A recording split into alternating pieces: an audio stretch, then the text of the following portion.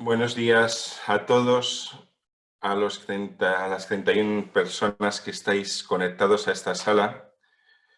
Os quiero pedir, pues, en primer lugar, que si hay algún problema técnico, algún error, pues nos lo perdonéis porque es la primera vez que usamos estos medios, ¿no? Para una charla de formación de Cáritas Diocesana. En principio los micrófonos los tenemos apagados. Si alguien quiere realizar alguna pregunta, abajo en la barra inferior a la mano derecha veis que hay un icono de preguntas y respuestas. Pues ahí podemos ir escribiendo las preguntas y al final de la ponencia las retomaremos. Si os parece, voy a empezar rezando. Os pido que os unáis a la oración que voy a hacer. Es una oración que el Papa Francisco nos regalaba al inicio de esta pandemia, ¿no? Una oración en la que invoca a la Virgen como protectora. Os invito a que os pongáis en presencia de Nuestra Señora. Oh María, tú resplandeces siempre en nuestro camino como un signo de salvación y de esperanza. Nosotros nos confiamos a ti, salud de los enfermos, que bajo la cruz estuviste asociada al dolor de Jesús, manteniendo firme tu fe. Tú, salvación de todos los pueblos, sabes de qué tenemos necesidad y estamos seguros que proveerás para que, como en Caná de Galilea, pueda volver la alegría y la fiesta después de este momento de prueba. Ayúdanos, Madre del Divino Amor, a conformarnos a la voluntad del Padre y a hacer lo que nos dirá Jesús, quien ha tomado sobre sí nuestros sufrimientos y ha cargado nuestros dolores para conducirnos a través de la cruz a la alegría de la resurrección. Bajo tu protección buscamos refugio, Santa Madre de Dios. No desprecies nuestras súplicas, que estamos necesitados en la prueba, y libéranos de todo pecado, oh Virgen gloriosa y bendita. Como sabéis, este ciclo de conferencias, ¿no?, llevamos años organizándolo y siempre pues solemos traer personas de fuera. Y el coronavirus es una de las cosas buenas que nos ha traído, en cierta forma, que pues hemos empezado a utilizar estos medios audiovisuales, ¿no? Y de esta vez, desde la lejanía, traemos a Sebastián Mora. Sebastián Mora Rosado, la mayoría de los que estáis escuchando posiblemente lo conozcáis en personas de las escuelas de Cáritas España, de las escuelas de primavera, de las escuelas de verano, ¿no? Nació en el 18 de mayo de 1966 en Málaga. Está casado y es padre de dos niños y una niña, ¿no? Estudió filosofía en la Universidad de Comillas y más adelante máster en gestión de entidades no lucrativas, gestión directiva de entidades no lucrativas, ¿no? Y su experiencia de trabajo, podríamos decir que en el fondo ha estado siguiendo las huellas de Cristo, ¿no?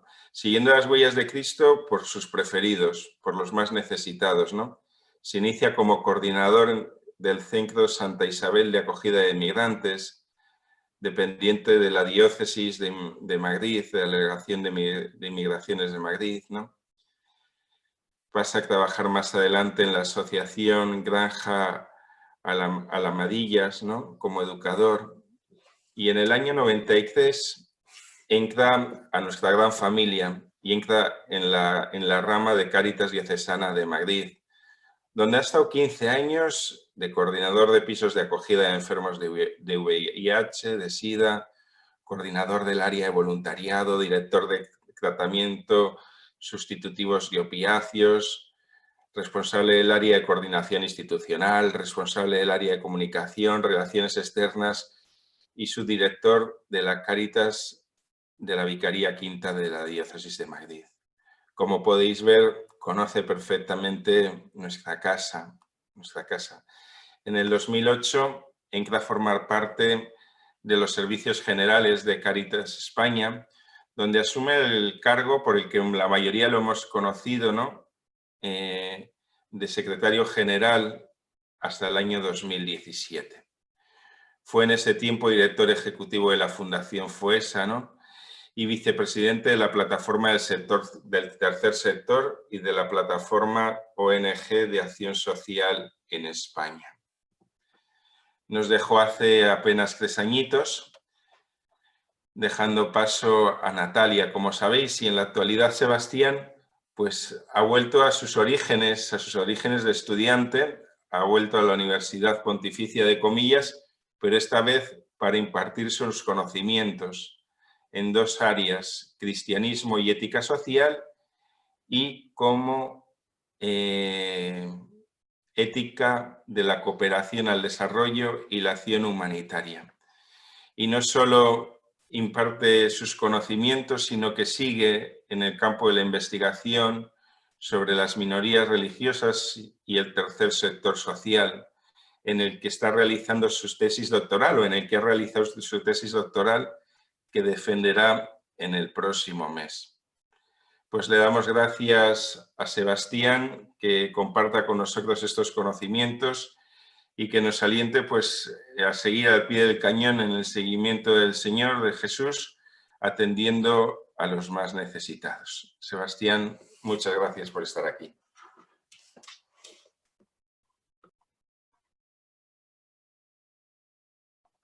Buenos días. Bueno, en primer lugar, agradecer la invitación. Decía Sergio que hace 3 años, en el 2017, nos dejó. Y yo le diría que no os he dejado.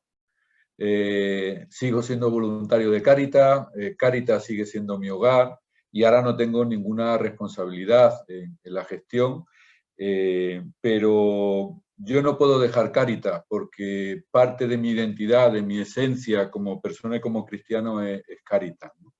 Esta mañana pensaba, pues preparando los últimos detalles del espacio que voy a compartir con vosotros y con vosotras, que esta distancia social que estamos viviendo, incluso aunque sea esta conferencia vía ordenador, para mí sigue siendo mi hogar. Estoy aquí en el salón de mi casa, y el salón de mi casa es tan amplio que estáis todos vosotros y todas vosotras, porque pues Cáritas es mi familia, así lo ha sido. Soy lo que soy gracias a Cáritas, y el Señor me ha regalado el poder compartir y seguir compartiendo, bueno, para desde otras atalayas y desde otras visiones. Además, bueno, pues en Cáritas Castellón tengo grandes amigos y he ido varias veces por allí a charlas, a encuentros, y en mayo, si Dios quiere y la alarma lo permite, yo creo que era mayo o algo así, pues igual podemos vernos por allí cara a cara, o face to face, como dicen ahora los cursis. Bueno, ¿de qué vamos a hablar? Vale. Perfecto. Vamos a compartir un título tan genérico, tan amplio como la doctrina social de la Iglesia en la actualidad. Claro, hablar de la doctrina social de la Iglesia en la actualidad pues supondría no una charla de 1 hora, sino supondría un seminario de todo 1 año, de todos 2 años, o incluso de una carrera universitaria. Llevamos ya 129 años de doctrina social de la Iglesia, desde que en 1891 escribiera León XIII la Rerum Novarum, que es como el nacimiento de la doctrina social de la Iglesia, y a partir de ahí ha habido muchas reflexiones, ha habido mucha pasión, ha habido mucho evangelio, ha habido también mucha incomprensión, ha habido mucho apartamiento en cierta época histórica de la doctrina social de la Iglesia, y ahora estamos en un momento donde hay un cierto resurgir de la doctrina social de la Iglesia, en el sentido más popular del término, de ser conocida y de ser reconocida. Hace unos pocos días pues tuvimos ahí Fratelli Tutti del Papa Francisco, que yo creo que ha sido como otro aldabonazo a darle actualidad a la doctrina social de la Iglesia. Lo que sí voy a intentar es pues, dar una visión muy general de la doctrina social de la Iglesia y después hacer algún tipo de reflexión que nos pueda ayudar desde Cáritas. La idea es, situados en Cáritas, ¿a qué nos puede ayudar la doctrina social de la Iglesia en el momento actual que vivimos? ¿Qué nos puede impulsar en este momento para coger el horizonte desde el fundamento de la doctrina social de la Iglesia? Pero bueno, ¿qué es la doctrina social de la Iglesia? Pues mirad, así, una definición como técnica más precisa. La doctrina social de la Iglesia es la enseñanza moral de la Iglesia elaborada dentro de la Iglesia como respuesta histórica a los problemas económicos y sociales producidos a partir de la Revolución Industrial hasta nuestros días. Es decir, 1891, Revolución Industrial, León XIII, Rerum Novarum, pues a partir de ahí es una respuesta de moral social de la Iglesia a los problemas económicos y sociales que se van produciendo. Desde ahí es importante, la doctrina social de la Iglesia no es la solución a todos los problemas. Yo muchas veces, cuando escucho a muchas personas decir, bueno, ya la doctrina social de la Iglesia nos da solución a esto. La doctrina social de la Iglesia no da solución a todos los problemas. La doctrina social de la Iglesia no aborda todos los problemas actuales y concretos. La doctrina social de la Iglesia no está metido en cada problemita de cada zona, sino que la doctrina social de la Iglesia nos da el horizonte para pensar y para repensar. La doctrina social de la Iglesia, lo dice muy claramente el Papa Francisco, lo dijo también en la Gaudium et Spes, no da solución a todos los problemas. No podemos abordar todos los problemas, ni es misión de la Iglesia dar solución a todos los problemas. No es misión de la Iglesia descubrir cuál es la vacuna del COVID. No lo es la misión de la Iglesia descubrirlo. La doctrina social de la Iglesia nos dirá cómo tratar con dignidad a todas las personas en un contexto de pandemia COVID. Pero no nos va a decir si la vacuna tiene que ser por virus desactivado o tiene que ser por inmunodeficiencia humana. No tiene que meterse en la Iglesia. Pero tampoco la doctrina social de la Iglesia es una especie de tercera vía. Ahora se habla menos, pero hace unos años se concibió la doctrina social de la Iglesia como una tercera vía entre el socialismo y el capitalismo. Y en medio que está, bueno, pues esa especie de socialdemocracia cristiana que huye de los aspectos más negativos del comunismo y huye de los aspectos más negativos del capitalismo y hacemos como una vía intermedia. La doctrina social de la Iglesia es enseñanza moral crítica de la Iglesia. Y por eso es crítica con el capitalismo y por eso es crítica con el comunismo. Porque no se debe a ningún tipo de ideología. Y por último, y esto me importa mucho resaltarlo, porque a veces hacemos una utilización torticera de la doctrina social de la Iglesia. La doctrina social de la Iglesia no es un diccionario de verdades inmutables y eternas para todas las situaciones históricas. Las respuestas que daba León XIII en 1891 para el problema obrero no tienen que ser las respuestas que hoy nos valgan. Evidentemente el horizonte que abrió de dignidad de todas las personas, el horizonte que abrió con la subsidiariedad, el horizonte que abrió con la participación de todas las personas, incluidos los obreros en aquellos tiempos, pues nos siguen valiendo como un horizonte de pensamiento. Pero las respuestas concretas que daba León XIII a aquella situación no nos valen para nuestros días. La doctrina social de la Iglesia no es un cajón donde yo digo, tengo un problema, voy al cajón de la doctrina social de la Iglesia y saco la solución. La doctrina social de la Iglesia es un horizonte para ayudarnos, como luego veremos, en nuestro discernimiento. Por eso es importante acotar la doctrina social de la Iglesia desde la visión que tenemos en la actualidad. Para empezar, la doctrina social de la Iglesia es teología moral. La doctrina social de la Iglesia hunde sus raíces en la historia de salvación. No es una ética civil, no es una ética al margen de la teología moral, no es una ética que no tenga principios teológicos y cristianos, sino que la DCI hunde sus raíces en la misma historia de salvación. Otra cuestión es que el lenguaje que utilice se ve muy claramente en la última encíclica del Papa Francisco, que dice, yo quiero hablar desde mi tradición cristiana a todas las personas de buena voluntad. Es más, especialmente quiero dirigirme a ellos. Claro que en la doctrina social de la Iglesia los primeros escritos iban dirigidos especialmente a los obispos, presbíteros y al pueblo cristiano. Ya Juan 23 hablaba de abierto a todas las personas de buena voluntad. Y en esta última encíclica el Papa Francisco dice, quiero especialmente hacer el esfuerzo para que desde mi tradición cristiana, es decir, sin negar la tradición cristiana, sin apartar la tradición cristiana, pero quiero desde mi tradición cristiana hablar a todas las personas que quieran escucharlo, a todas las personas de buena voluntad. ¿Pero desde dónde? Desde mi tradición cristiana. No se trata de renunciar a la tradición, sino se trata de hacer el esfuerzo de poner en juego en la esfera pública, en la esfera política, en la esfera de los no creyentes, lo que nosotros creemos con un lenguaje que puede ser argumentable, que puede ser dialogable, que puede ser debatible en términos de una ética civil o de una ética moral política. ¿Cuál es el principio fundamental de la DSI? Bueno, pues el principio fundamental de la ética cristiana, la dignidad de toda la persona. Y la dignidad de toda la persona, especialmente desde la opción preferente por el pobre. La dignidad de la persona es el principio de la ética moral personal en la Iglesia y de la moral social. La dignidad de la persona es el centro, la persona es el centro. Esto nos suena a lo de Cáritas, ¿verdad? Modelo de acción social, la persona es el centro. Claro, no puede ser de otra manera. Somos cristianos, Cáritas es la Iglesia, pues el principio de la dignidad de la persona tiene que estar en el centro. De todas las personas, pero preferentemente de los más pobres.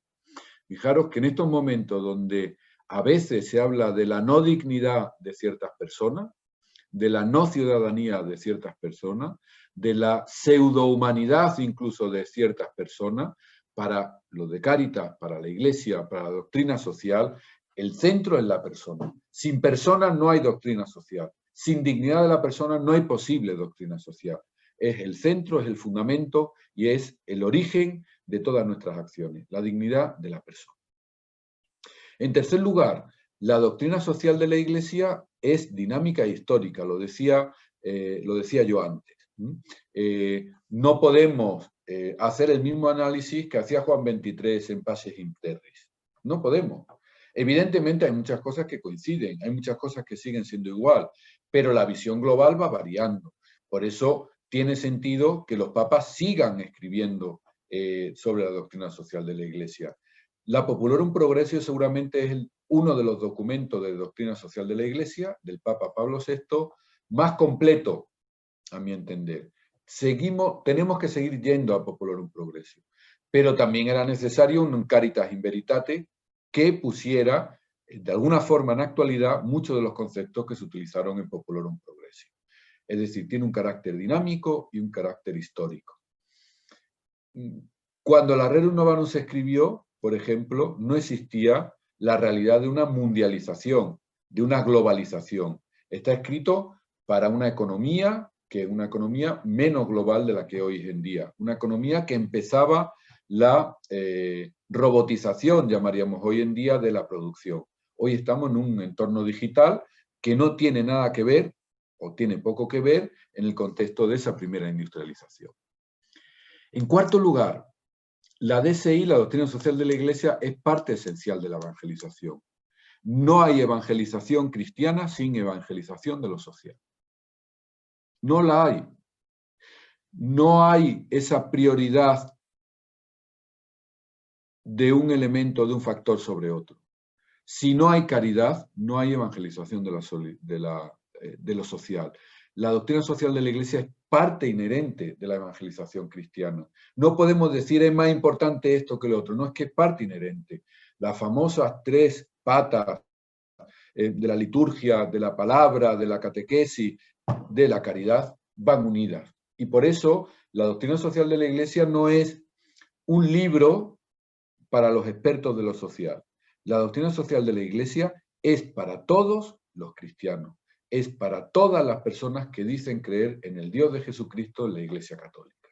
No es solo para los de Cáritas, no es solo para los de Manos Unidas, no es solo para los que trabajen en lo social, no es solo para los voluntarios, no es solo para los políticos que sean cristianos, es para todas las personas. La encargada de la liturgia en una parroquia, la de la doctrina social de la Iglesia, es parte inherente también de su ser cristiana, aunque su labor sea fundamentalmente la coordinación o la promoción o el dinamismo de la liturgia en la parroquia. Y en quinto lugar, la doctrina social de la Iglesia, más que una teoría, es una orientación a la acción. Esto es muy importante. La doctrina social de la Iglesia no es la gran teoría sobre la realidad social. Podríamos incluso decir que hay teorías más completas, por provocar. Ahora, la doctrina social de la Iglesia es una orientación desde el Evangelio de Jesucristo para la acción. La doctrina social de la Iglesia no está escrita para que la memoricemos. No está escrita para que sepamos mucho de ella. La doctrina social de la Iglesia está escrita para que actuemos según sus principios y según su orientación. Y esto es un aspecto clave para los de Cáritas. La doctrina social de la Iglesia orienta nuestra acción, nuestra acción cotidiana, no es nuestra acción extraordinaria, no es nuestra acción en ciertas épocas de mayor o menor incertidumbre, orienta nuestra acción cotidianamente. Yo os invitaría a que cogierais cualquiera de los documentos de Cáritas, reflexiones sobre la identidad, el modelo de acción social, el modelo de cooperación fraterna, que luego vamos a ver un poquito, y veréis cómo hay esa unidad intrínseca entre la doctrina social de la Iglesia y la llamada de Cáritas a la acción desde la doctrina social de la Iglesia.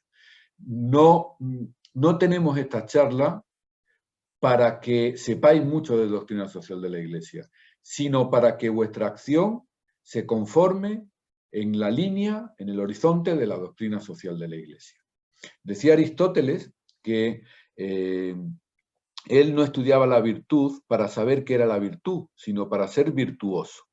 Bueno, pues nosotros estudiamos la doctrina social de la Iglesia no para saber mucho de doctrina social de la Iglesia, sino para ponerla en práctica. La doctrina social de la Iglesia, si pierde su dimensión práctica, se convierte en una charla de café para especialistas y pierde toda su potencia, pierde todo su dinamismo. La doctrina social de la Iglesia está pensada para ponerla en práctica. Es verdad, y lo he dicho varias veces, que la doctrina social de la Iglesia tiene una dimensión histórica.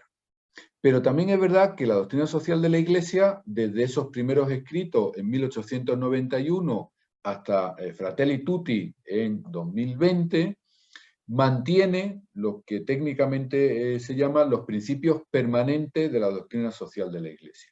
Es decir, la doctrina social de la Iglesia mantiene unos principios que es lo que conforma todo el pensamiento de la doctrina social de la Iglesia. Se hacen distintos tipos de clasificación de los principios dependiendo de qué documento o a qué documento te refieras. Se habla de principios y de valores.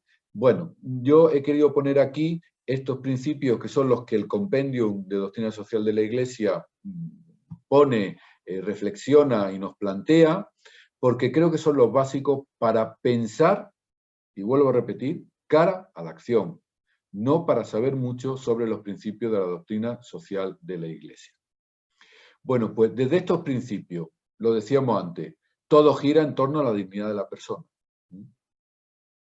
En esto quiero ser muy pesado.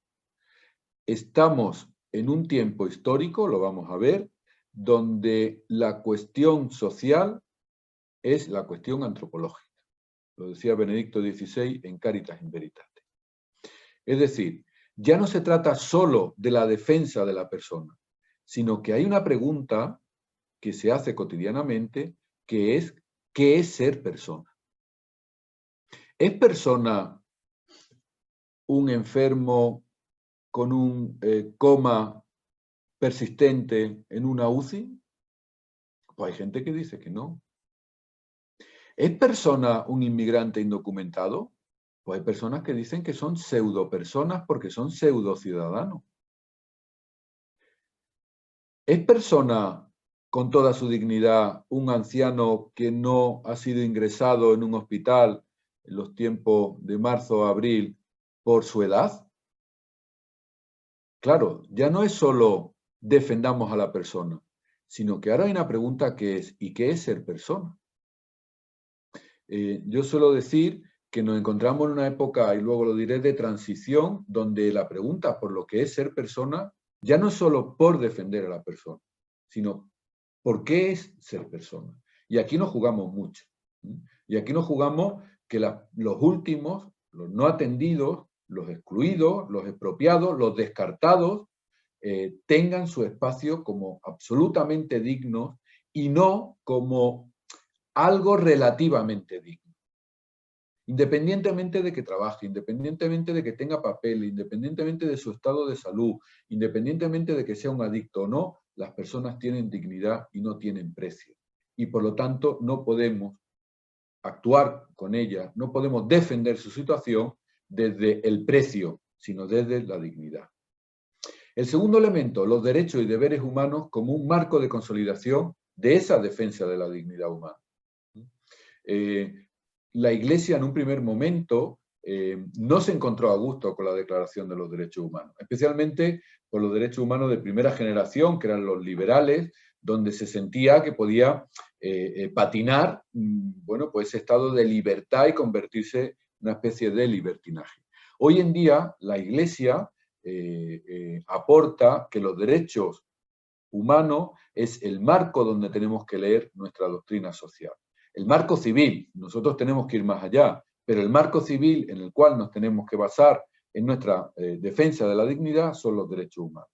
Bien, es verdad que la Iglesia, desde el principio, con mucha énfasis en Paces in Terris, que algunos denominan como la encíclica de los derechos humanos, la Iglesia dijo, no se puede hablar de derechos sin hablar de deberes. Claro, está tremendamente actual esta reflexión. Llevábamos mucho tiempo hablando solo de derechos humanos. De hecho, normalmente siempre es la declaración de los derechos. Y la Iglesia siempre dijo, detrás de un derecho hay un deber. Igual no es mi deber, porque yo estoy tirado en la calle sin posibilidades, pero es el deber social. No hay un derecho social sin responsabilidades sociales.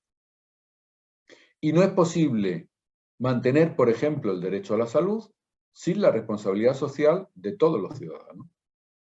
Porque mi derecho se basa en su responsabilidad. Los derechos humanos no son simplemente prestaciones sociales del Estado. Los derechos humanos van más allá de las prestaciones sociales del Estado. No se pueden defender los derechos humanos sin prestaciones sociales, pero solo con prestaciones sociales tampoco. Se necesita la participación responsable de la ciudadanía para poder potenciar ese régimen de derechos y deberes humanos. El tercer principio, el bien común. El bien común, que es no el bien de muchos, sino el bien de todos y de todas. Es un concepto que en la teoría política era central y en los últimos años muy curioso, pero leer las leyes últimas que haya del ámbito de lo social y veréis que no aparece el bien común, aparece el interés general. Hemos cambiado un concepto normativo por un concepto meramente estadístico o agregado. El interés general es el interés de muchos. Y con mucha normalidad, ese bien de muchos se convierte en el bien de aquellos que mandan. El interés general, evidentemente, es un concepto que no hay que rechazar del todo, pero un concepto que puede ser muy falso. El bien común es un concepto normativo, un concepto basado en la dignidad de la persona. El interés general es el interés de muchos, que puede ser una barbaridad, pero el interés de muchos. Podemos pensar cuál fue el interés general en el Reich de Hitler en Alemania. Podemos pensarlo. Y seguramente coincide. O podemos pensar en si hubiera una votación sobre la pena de muerte. Pues igual el interés general iba por ahí. O, como muchas veces las políticas migratorias de frontera se basan en el interés general, no en el bien común. Y como se basan en el interés general, es el bien de los poderosos o el bien de muchos. El cuarto principio, el destino universal de los bienes. Os invito a que leáis en Fratelli Tutti la reflexión que hace el Papa sobre el destino universal de los bienes. Reflexión que desde Juan Pablo II, bueno, es un concepto, el destino universal de los bienes, que viene de los santos padres, tematiza extraordinariamente bien Santo Tomás de Aquino y la tradición de la Iglesia siempre ha estado permanente. ¿Qué dice el destino universal de los bienes? Pues dice lo siguiente: la propiedad privada siempre es relativa a las necesidades del conjunto de la humanidad. Decía Juan Pablo II que la propiedad privada tiene una hipoteca social, en la medida que haya gente que lo necesita. Los bienes de la tierra Dios los ha hecho para todos y para todas. Y por tanto, la legítima propiedad privada tiene una hipoteca social en la medida que el resto de las personas lo necesiten. En Fratelli Tutti el Papa incluso llega a hablar, y puede haber un cambio en la perspectiva de análisis del destino universal de los bienes, porque hasta ahora se había pensado como la propiedad privada es natural y es relativizada por el destino universal de los bienes. El Papa Francisco dice, lo natural es el destino universal de los bienes, lo relativo es la propiedad privada. Claro, el orden de los productos altera, el orden de los factores altera el producto. Dios ha dado la tierra naturalmente a todas sus criaturas.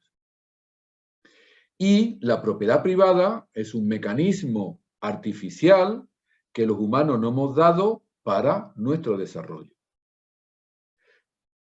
El Papa no dice que la propiedad privada sea mala, sino que es relativa al destino universal de los bienes. El quinto principio, la opción preferencial por los pobres. Creo que en Cáritas no hay que darle mucha vuelta a esto. Pero Dios ama a todos, claro que ama a todos. Ama a todos desbordantemente, con toda la pasión del mundo. Ahora, tiene una preferencia por los más pobres. Tiene una primariedad por los más pobres.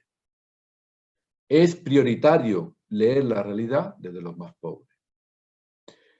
Eso lo vemos cotidianamente en Cáritas. Se puede leer la realidad de muchas maneras. Y una manera de leer la realidad es desde el lugar de los pobres. Y la realidad cambia, la realidad es distinta. Solidaridad y subsidiariedad. Bueno, pues son los principios básicos donde la solidaridad es esa determinación firme por el otro y la subsidiariedad el respeto a que el órgano social inferior pueda ejecutar su misión sin que haya intromisión de los órganos superiores. Esto lo entendemos también muy bien en Cáritas, porque en definitiva es la estructura de la Iglesia. ¿A que Cáritas Española no puede hacer nada en Cáritas Castellón sin contar con Cáritas Castellón? Claro que no. ¿Por qué? Porque Cáritas Española tiene que ser subsidiaria a Cáritas Castellón. ¿Puede el Estado hacer lo que tienen que hacer los padres? No, porque el Estado tiene que ser subsidiario a lo que hacen los padres. ¿Puede el Estado suprimir la acción de la familia? No, porque es subsidiaria a la función de la familia.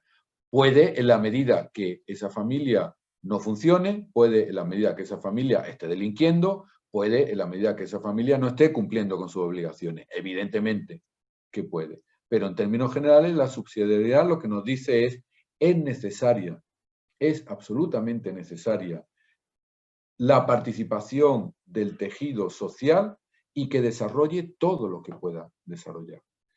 Y subsidiariamente el Estado tiene que cubrir todo aquello que no pueda ser cubierto. Fijaros, hemos hecho una lectura en política social de esta manera. Cáritas, hablo de Cáritas, pero podría ser cualquier otra organización social, está allí donde el Estado no llega. Esto lo seguimos diciendo mucho. Bueno, eso es parte de la verdad. Cáritas está donde el Estado no llega y donde nunca va a llegar al Estado, aunque fuera un Estado muy grande. Y esto es importante referirlo. No es solo que cubramos hueco que el Estado no cubre. Desde esta visión podríamos decir, hay un día que Cáritas sobraría, porque el Estado ha llegado a todos los sitios.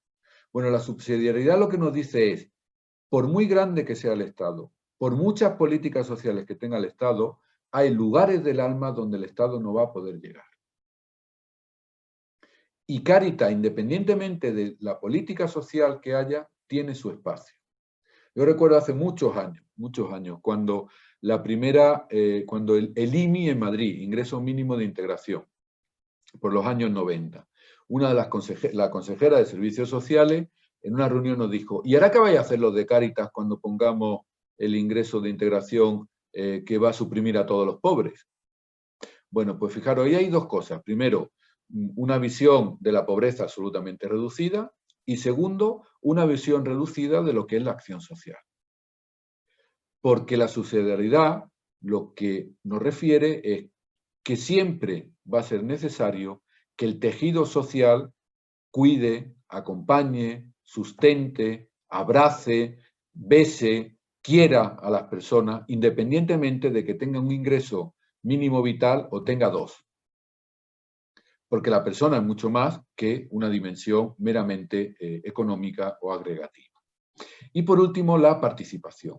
La participación, la doctrina social de la Iglesia, desde un primer momento, es como llevar a extremo aquello que la Iglesia vivió con cierta preocupación en ciertos momentos, como fue la llegada de las democracias a nuestro mundo.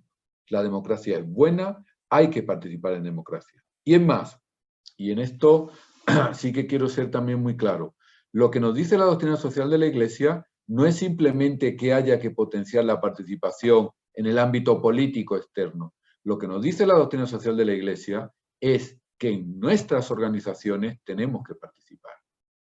Si una Cáritas no es participativa, es una Cáritas que tiene que mirar su horizonte de participación. Evidentemente, según sus estatutos, según su normativa, pero no podemos tener espacios de no participación en nuestras entidades.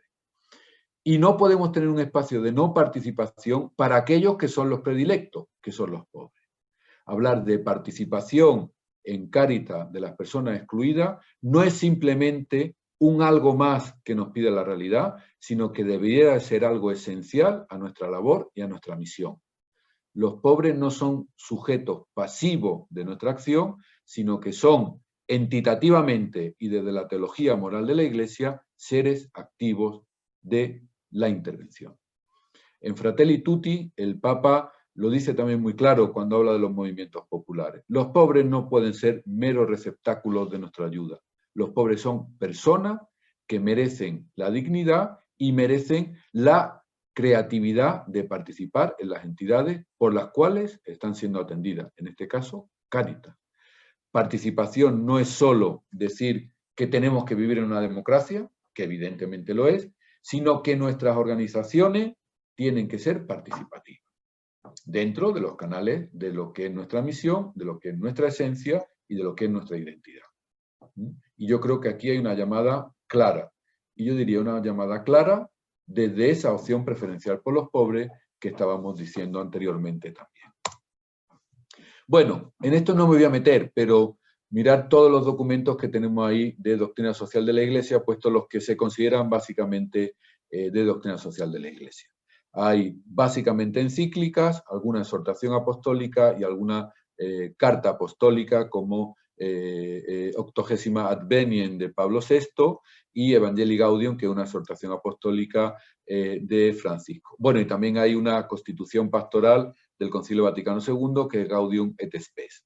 Pero básicamente el magisterio en doctrina social de la Iglesia está escrito en encíclicas, que es como dentro de los escritos no de concilios ecuménicos, de concilios de la Iglesia, como el nivel máximo de magisterio ordinario del Papa. Sí que me interesaba simplemente darle una vuelta a esta diapositiva, que es una especie de clasificación para entenderlo. Es decir, para ver el carácter dinámico que ha tenido la doctrina social de la Iglesia. Pongo ahí prehistoria de la doctrina social de la Iglesia porque, claro, llevo repitiendo toda la mañana que en 1891 con la Rerum Novarum empieza la doctrina social de la Iglesia. Y eso es verdad, pero es verdad que la Iglesia nunca ha dejado de hablar de lo social. Y seguramente las enseñanzas de los santos padres son de las enseñanzas más ricas, con un sabor más evangélico sobre lo social. Pero de forma estructural empieza con la Rerum Novarum en 1891. Pero evidentemente, así de forma metafórica, claro que hay una prehistoria de la DSI en la historia permanente de la caridad en la Iglesia. Pero técnicamente, en lo que se considera el pensamiento social de la Iglesia, en la doctrina social de la Iglesia, empieza con la revolución industrial y la cuestión obrera. Y esto es muy importante. La doctrina social de la Iglesia empieza como una respuesta de la Iglesia al problema que existía en aquel momento más grande, que era la cuestión obrera. Y fijaros, la cuestión obrera en un mundo que empezaba la industrialización. En la Rerum Novarum no aparece lo que después llamaremos el tercer mundo. La cuestión obrera aparece los campesinos y aparecen los obreros. Pero los campesinos y los obreros de las regiones industrializadas. Dicho de otra manera, Rerum Novarum es un documento hecho para Europa y para Estados Unidos, que era donde había una cierta industrialización. Una cierta industrialización. Fue un documento absolutamente rompedor.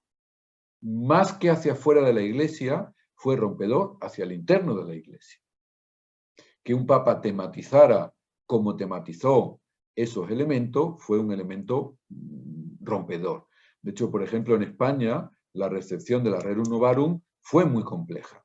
Y muchos obispos negaron incluso la lectura o el estudio o la publicidad de la Rerum Novarum porque lo entendían que era una proximidad, en cierta medida, a determinados pensamientos socialistas, anarquistas, marxistas, ¿no?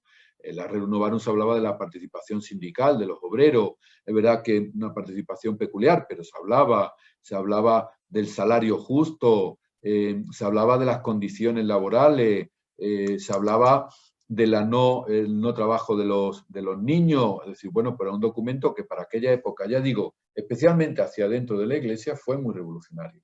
Pero lo que me interesa aquí destacar, en la cuestión obrera, en la Rerum Novarum, evidentemente no aparecía el régimen planetario del capitalismo, porque todavía era muy incipiente. Claro que no aparecía el problema ecológico, aparecía el problema de la población del campo, porque es decir, los obreros iban del campo a la ciudad, y esto nos rompe la estructura básica de la demografía con la que hemos vivido. Pero es básicamente enfocada a la cuestión obrera. Posteriormente, ya en tiempos de Juan XXIII, Pablo VI, el Concilio Vaticano II, aparece la mundialización económica y la conciencia planetaria. Claro, esto cambia la doctrina social de la Iglesia. Mater et Magistra y Paces Interri cambia. El horizonte ya no es la cuestión obrera. El horizonte es el mundo. Lo que tenemos que pensar es el mundo. Y en el mundo hay obreros, claro. Y en el mundo los obreros tienen una situación muy compleja, claro. ¿Y hay que seguir defendiendo a los obreros? Claro que sí. Pero el horizonte es el mundo. El horizonte es un mundo que se ha hecho planetario. Y con una conciencia muy clara. Cada vez hay países que se hacen más ricos y países que cada vez se hacen más pobres. Y aparece de forma muy nítida en la doctrina social de la Iglesia lo que significa desarrollo. Populorum Progressio es como el arquetipo de decir, señores, señoras, el desarrollo no es igual a desarrollo económico. Y es más, el desarrollo económico tal como lo estamos viviendo condena a la miseria a la mayoría de la población. Por lo tanto, tenemos que pensar la doctrina social de la Iglesia con un régimen planetario. Llega Juan Pablo II, años 80, caída del comunismo, y algunos teóricos escriben el fin de la historia. Ha ganado el capitalismo. Ha ganado el capitalismo. Por lo tanto, hagámonos capitalistas. Eso es lo que decía Fukuyama en El fin de la historia, el último hombre. Eso es lo que decía Reagan y Thatcher con la ascensión del neoliberalismo. Y dice Juan Pablo II, cuidado, el comunismo evidentemente era un desastre, pero el capitalismo salvaje es un desastre también. No es que haya ganado el capitalismo y haya perdido el comunismo, es que tenemos que repensarnos desde una situación que no sea la del capitalismo salvaje, que teóricamente dicen muchos que ha derrotado al comunismo. Juan Pablo II escribe en tiempos de Thatcher y Reagan. Seguimos viviendo de la tendencia que se abrió en esos años con el neoliberalismo. La crisis del año 2008, casi todos los teóricos la ponen, que empezó en aquellos años, curiosamente. Bueno, pues la doctrina social de la Iglesia, y fijaros, en este tiempo a Juan Pablo II se le planteó por parte de la gente de fuera que lo que era la doctrina social de la Iglesia era una tercera vía. Bueno, pues no lo era. Y os acordáis que después Tony Blair abrió la tercera vía con Giddens y otros sociólogos, que era una especie de socialdemocracia tamizada. Bueno, nunca, a mi entender, el pensamiento de Juan Pablo II trató de ser una tercera vía. Llega Benedicto XVI y la cuestión antropológica es la cuestión social. Aparece el tema de la verdad. tan propio de Benedicto XVI. No podemos pensar lo social sin una referencia a la verdad. No podemos pensar la dignidad de la persona sin saber qué es la persona. Porque igual a ver si defendemos lo que no es una persona. O a ver si nos estamos equivocando en defender qué es una persona. Por lo tanto, no hay caridad sin la verdad. Caritas in veritatis. No hay un amor y luego una inteligencia, sino que hay una inteligencia cargada de amor y un amor cargado de inteligencia. Y Caritas in Veritatis nos pone esa prioridad de pensar también la verdad de lo que es el ser humano. Y por último, Francisco, con esa conciencia de los límites de la justicia, de los límites ecológicos, de los límites de la fraternidad. Vivimos en un mundo donde se nos está cayendo el mundo tal como lo conocíamos. Vivimos en un mundo en tránsito. Y hay que repensar una justicia de manera más radical. Hay que pensar ya no solo el mundo de las personas, que fue lo que pensaron básicamente Pablo VI, Juan XXIII, el Concilio Vaticano II e incluso Juan Pablo II. Claro que hablaron de la ecología, pero hablaron de la ecología como un subproducto. Y ahora el Papa Francisco dice, no es un subproducto. No hay una crisis social y después una crisis ecológica. Hay una sola crisis socioambiental. Por lo tanto, ya no es solo la cuestión obrera, León XIII. No es solo la mundialización de la economía, Juan XXIII y Pablo VI. No es solo la referencia a la verdad, sino que vivimos en un mundo que es uno solo y tenemos que pensar la justicia también en clave ecológica. Y esa justicia en clave ecológica nos hace repensar también cuáles son los criterios de la fraternidad. Bueno, para ir terminando, algunas reflexiones sobre Cáritas y la DSI. Mirad, ¿qué tendríamos que pensar desde Cáritas y el horizonte que nos abre la DSI? Pues en primer lugar, sabernos que estamos en un tiempo de incertidumbre. Estamos en un tiempo de metamorfosis de lo social. Estamos en un tiempo, con esa frase que ha hecho tanta fortuna, y el Papa Francisco lo utiliza mucho, no estamos en una época de muchos cambios, sino en un cambio de época. Recuerdo que cuando estuve en Quito, en Ecuador, vi un graffiti, que después lo he visto en muchos sitios, que decía esto: cuando conocíamos las respuestas, nos cambiaron las preguntas. Bueno, pues estamos en ese tiempo.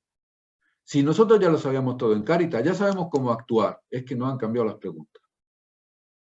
Y la pandemia por COVID de una forma muy patente.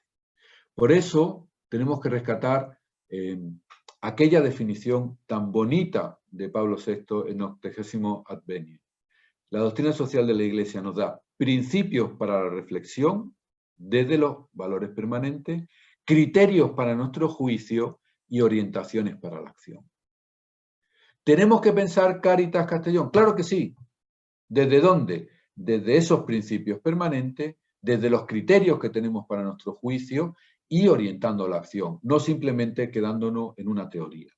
Hablar de la dignidad de la persona, principio permanente, desde el criterio de la situación que estamos, significa lanzarnos a la calle a defender la dignidad de los más pobres.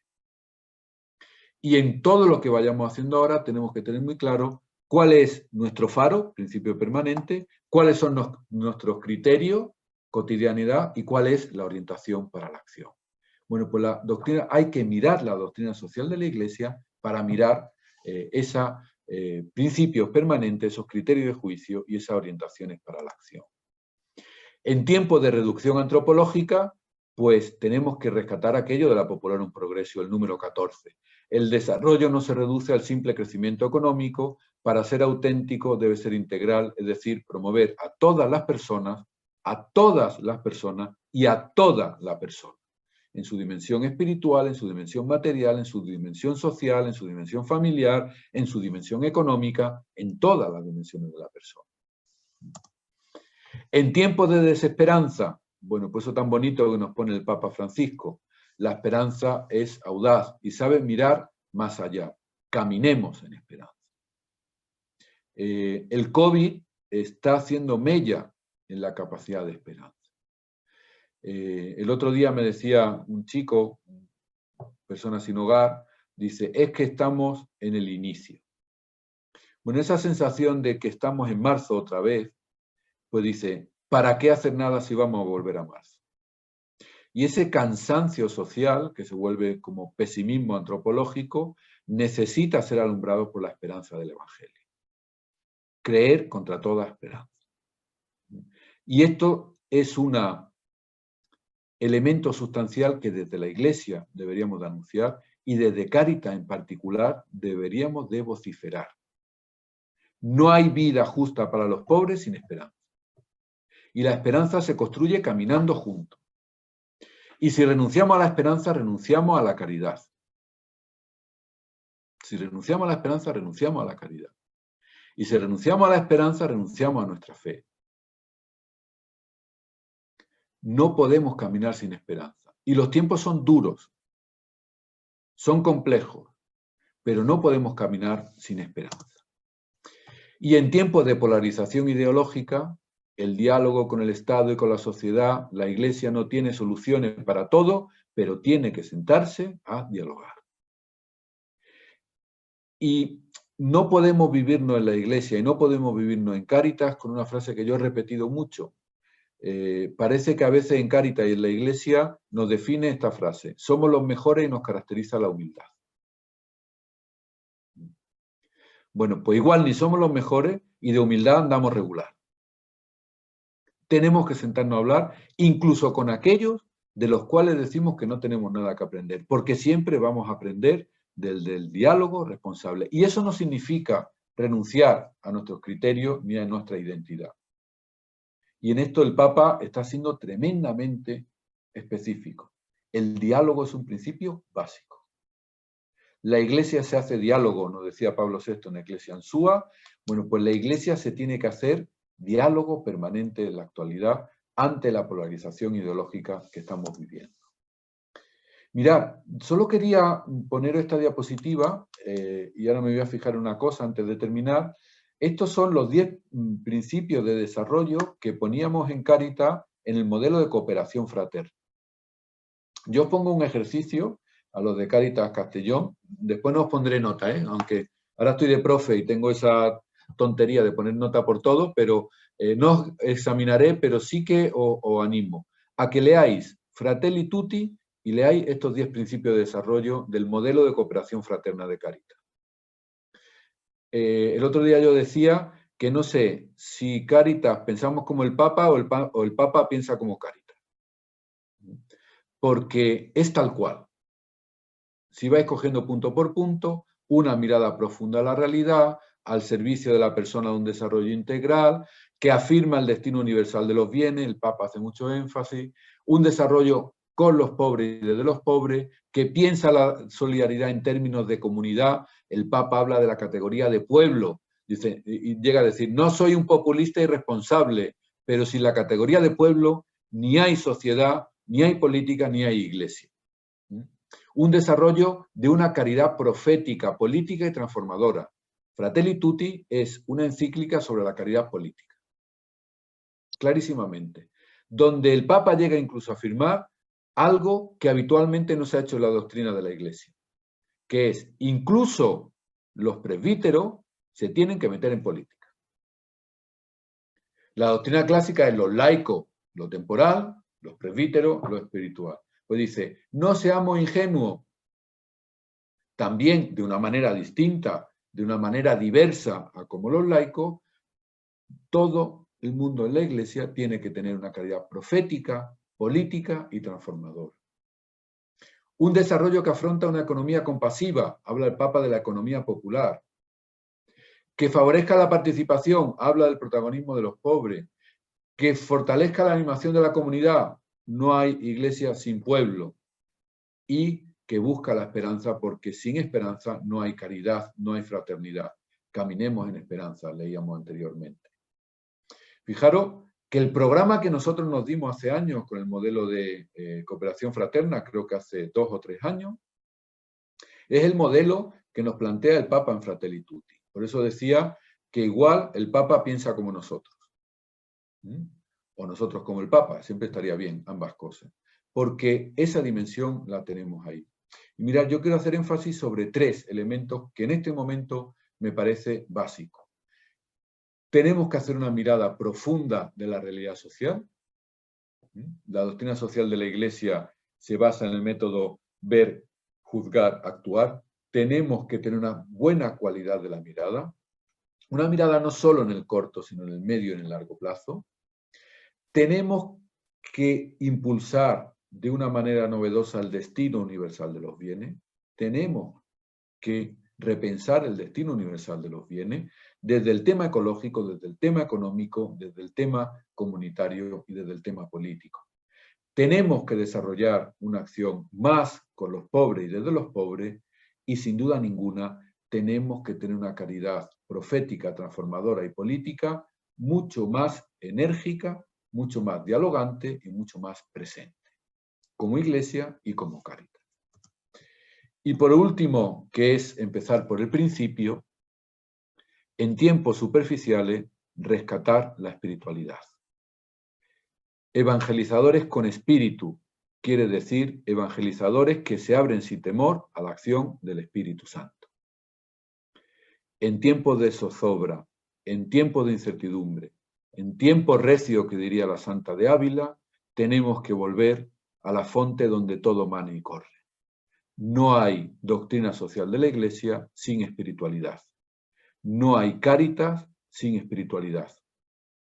Necesitamos personas voluntarias y contratadas en Cáritas sólidas para tiempos líquidos.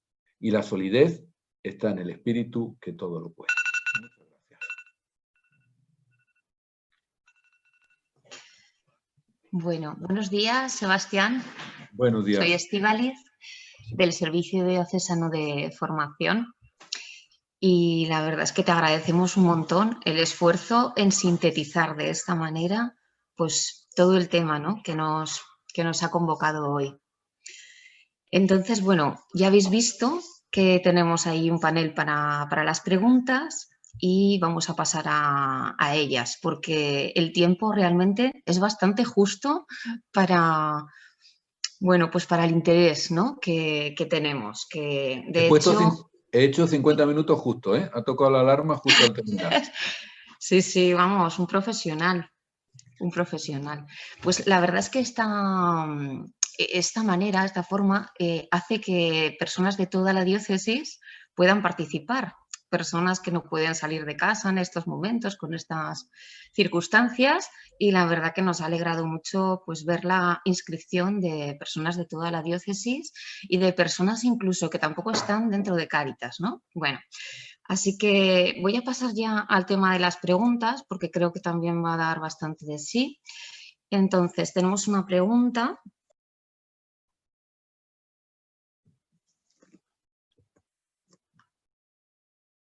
Que nos hace un voluntario y nos dice: muchas gracias, Sebastián, por sus orientaciones. ¿Podría ampliar el concepto de orientación a la acción que propugna la DSI desde la misión de Cáritas?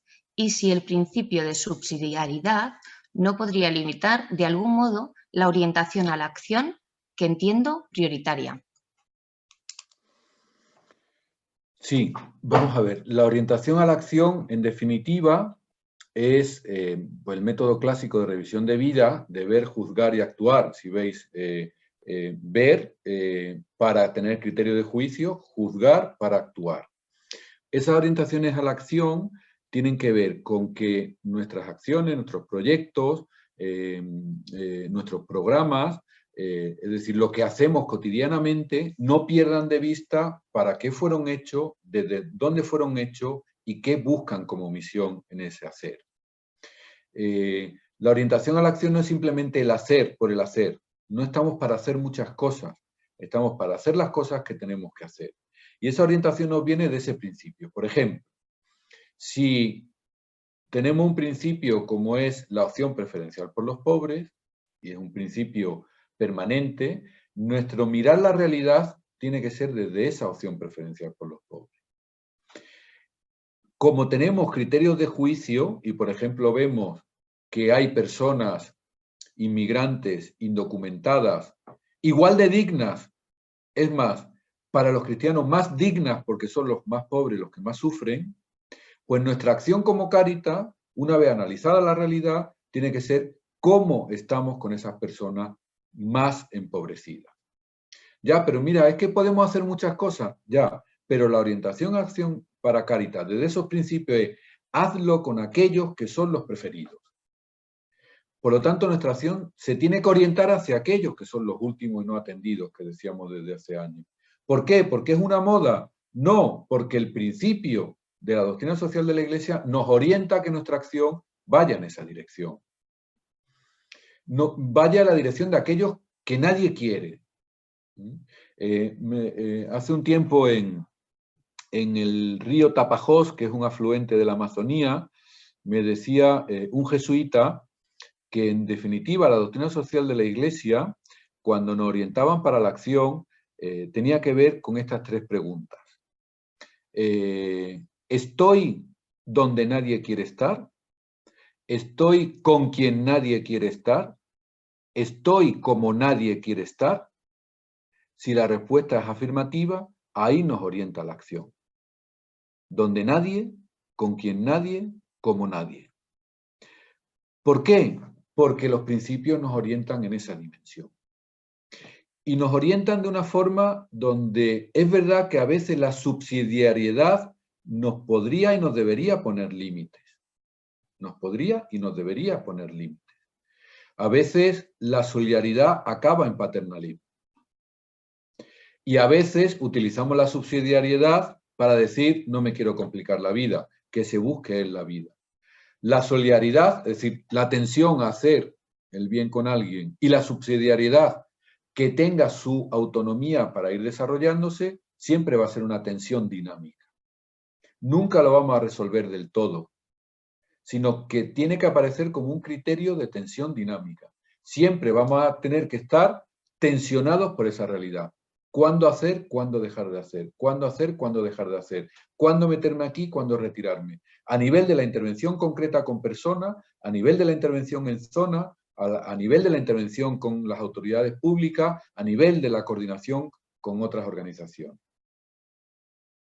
Bueno, por ahí más o menos creo que he tratado de responder lo que preguntaba. Esperemos que sí, y si no, yo creo que... Vamos, No repregunta, sí. Puede haber repregunta. ¿Verdad que sí? Claro que sí. Muy bien. Tenemos también la Universidad Cardenal Herrera, la Universidad Católica de la Diócesis, que su director también ha querido conectarse y quiere tomar la palabra para hacerte, Sebastián, unas cuantas preguntas. Vamos a ver si lo conseguimos. Buenos días. ¿Se oye?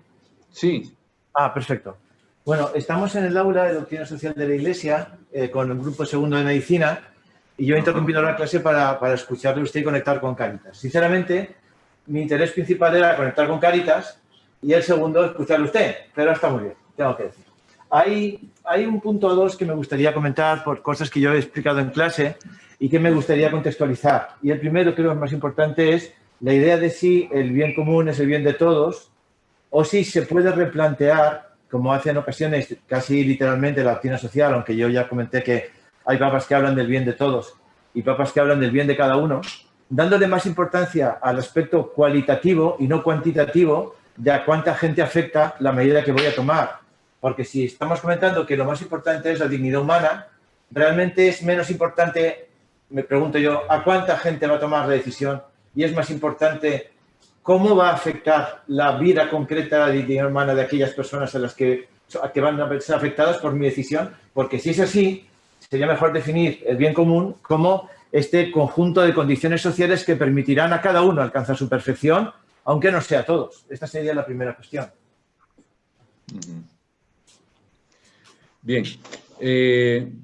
Como respuesta en tres niveles. Hay un primer nivel que tiene que ver con la complejidad del concepto bien común. El bien común es un concepto complejo, como todos los conceptos normativos, y es un concepto más que genera un horizonte o una idea regulativa, que diría Kant, que una idea que podamos operativizar de una forma absoluta. Yo creo que ese es el primer elemento.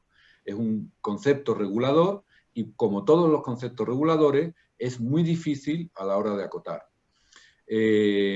igual que es muy difícil acotar otros muchos elementos, ¿no? Sobre todo cuando hay que decidir. El segundo elemento, evidentemente tiene que ver con las condiciones sociales, políticas, económicas, culturales, para que cada uno pueda alcanzar su perfección.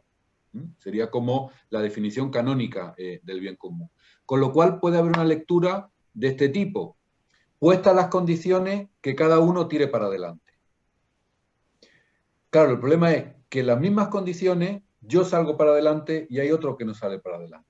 ¿Por qué? Porque yo tengo igual más capacidades, porque yo tengo más iniciativa, porque nunca las condiciones son iguales, yo puedo tener un apoyo familiar, con lo cual esas condiciones nunca se igualan del todo.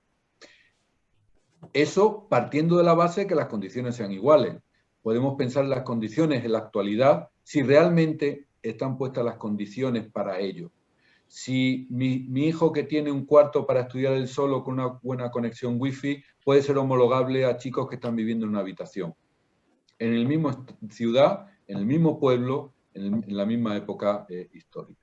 Con lo cual, bueno, pues tenemos que ver cómo analizar esas condiciones y sobre todo tenemos que ver que esas condiciones de partida no son iguales para todos. Y por eso tenemos que seguir rehaciendo, recreando y luchando por esas condiciones.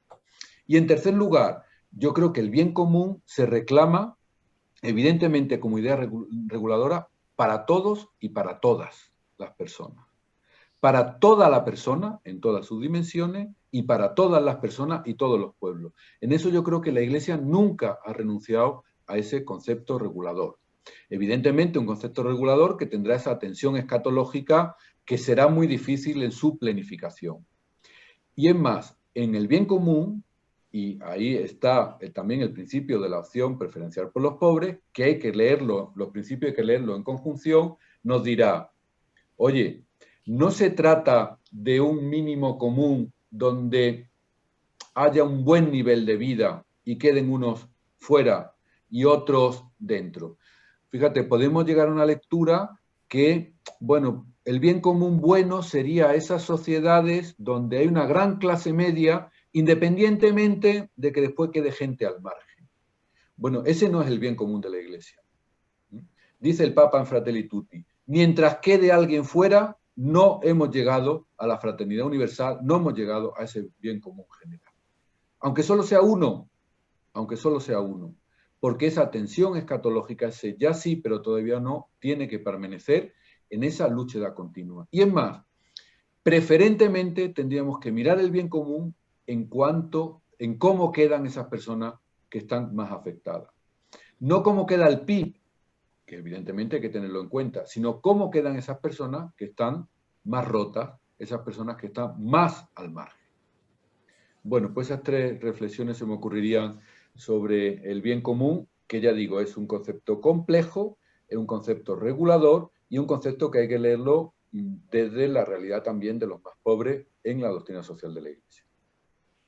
Tendría una pregunta más, que sería, Sí. porque había comentado alguna de las cosas de la clasificación que ha hecho luego usted sobre los momentos históricos de cada papa. Yo creo que Juan Pablo II tuvo una visión muy importante ampliando la doctrina social explícitamente a temas como matrimonio y familia, que en aquel momento era dudoso si estaba dentro o no y ahora es perfectamente aceptado. O quizá valdría la pena anticipar a Benedicto XVI el tema de la justicia, porque en Deu Caritas Est, el número 26 y siguientes, expresamente habla de la relación entre caridad, justicia y doctrina social. Pero la pregunta que le quiero hacer es muy sencilla. ¿Qué le diría a los alumnos de segundo de medicina respecto a su contribución al bien común como médicos?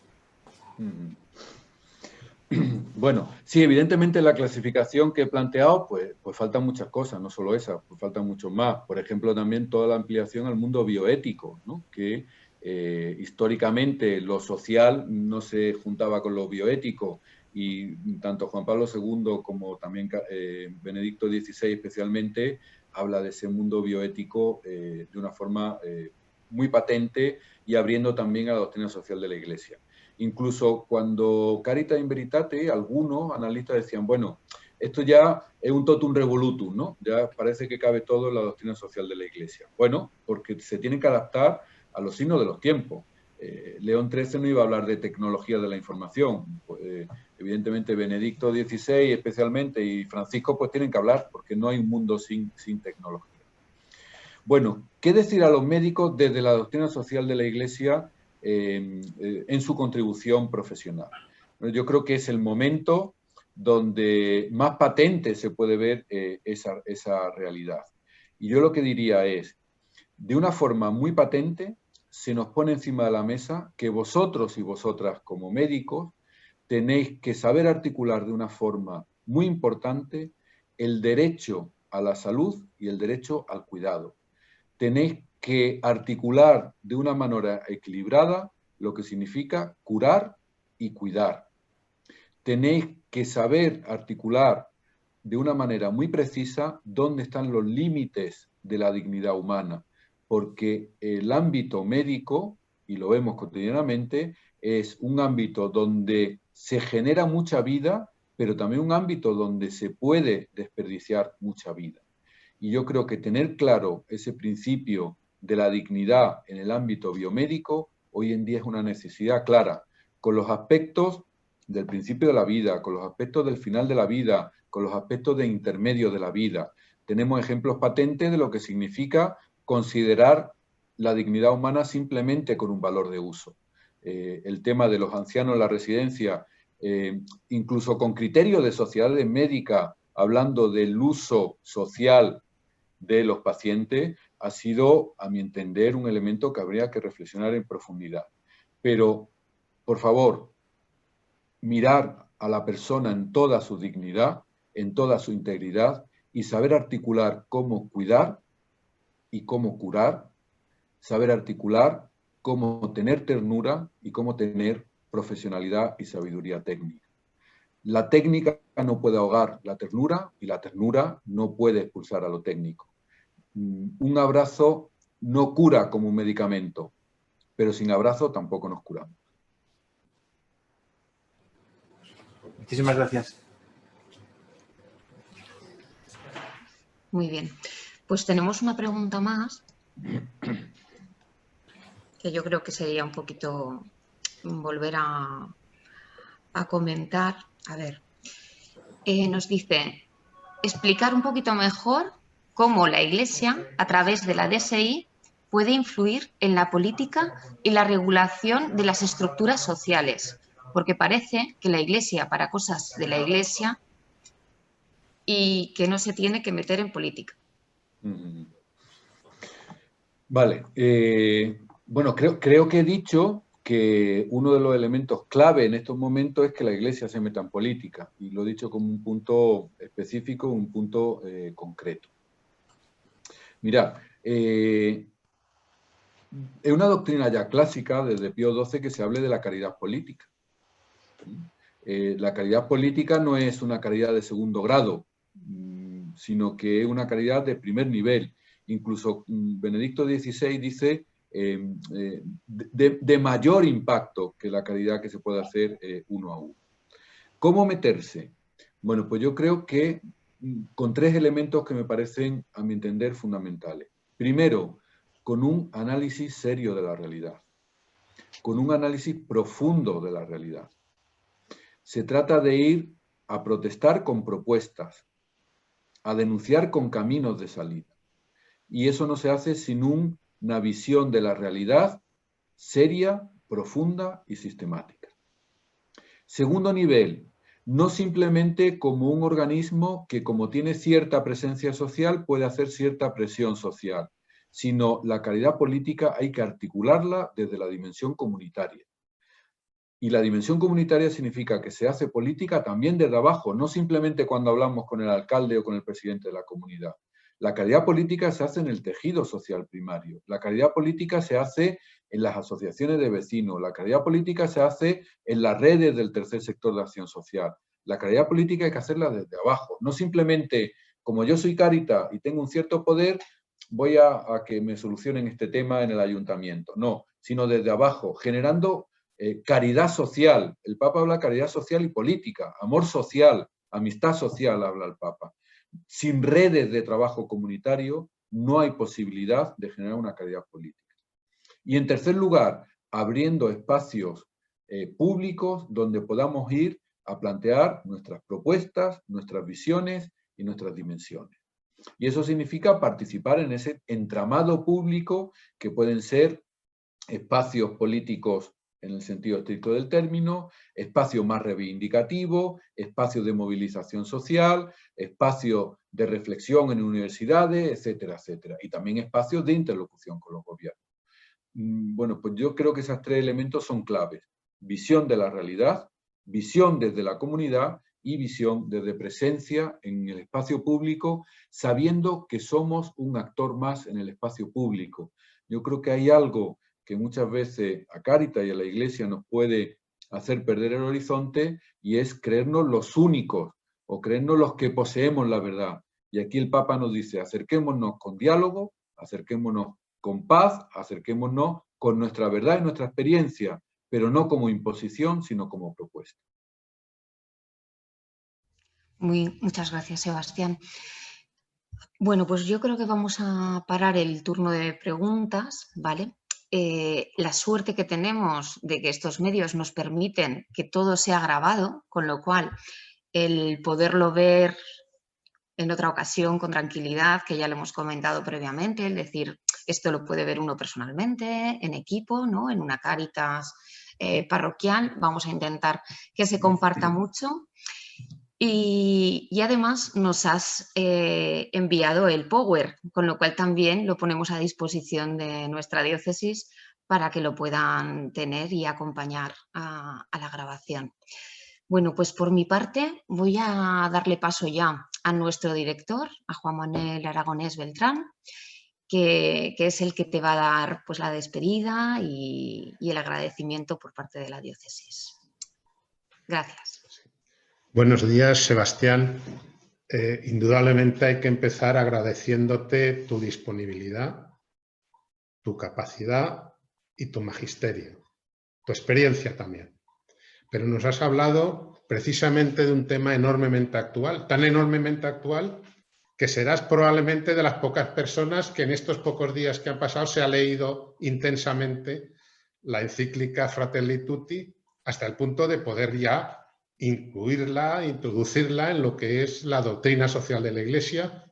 Es más, yo he interpretado desde tu conferencia, tus reflexiones, que prácticamente todas ellas las has visto desde esa visión concreta de la realidad que es la Fratelli Tutti, que ha salido prácticamente la semana pasada. Yo creo que eso hay que agradecerlo porque significa un esfuerzo extraordinario y una dedicación concreta a esta conferencia que has dado. Por otra parte, también quiero agradecer la claridad de los conceptos que has expuesto. Siempre, nosotros nos conocemos de hace ya algunos años, me ha sorprendido muy favorablemente y emocionado el escuchar a una persona que habla desde el espíritu. Tú eres una persona cristiana en el sentido que tienes experiencia de ese conocimiento del Señor que te influye, que te ilumina. ¿Por qué? Porque hablas con esa claridad y ese convencimiento y siempre desde ahí. Yo creo que hay que agradecerlo desde nosotros, desde todos los que te estamos escuchando aquí, desde este ámbito de diócesis de Segorbe Castellón. Y por último, quiero decirte que vamos a seguir estudiando lo que nos has comentado. En el contexto de que nos has comentado, quizá empezando a leer con detenimiento, tú nos has iluminado esa Fratelli Tutti, pero también el otro conjunto de temas de la doctrina social de la Iglesia. Creo que es uno de los asuntos que se conocen poco, desde la propia realidad.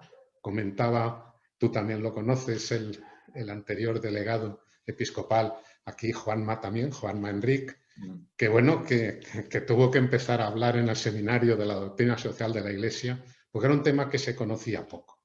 Pienso que es importante.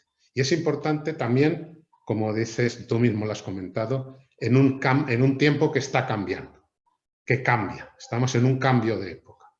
Y tenemos que tener unos principios sólidos en los que asentarnos y ser, efectivamente, poder así movernos, acercarnos hacia la realidad con la flexibilidad necesaria, pero siempre bien fundamentados para que esa flexibilidad no nos lleve, nos arrastre y nos arranque de las raíces.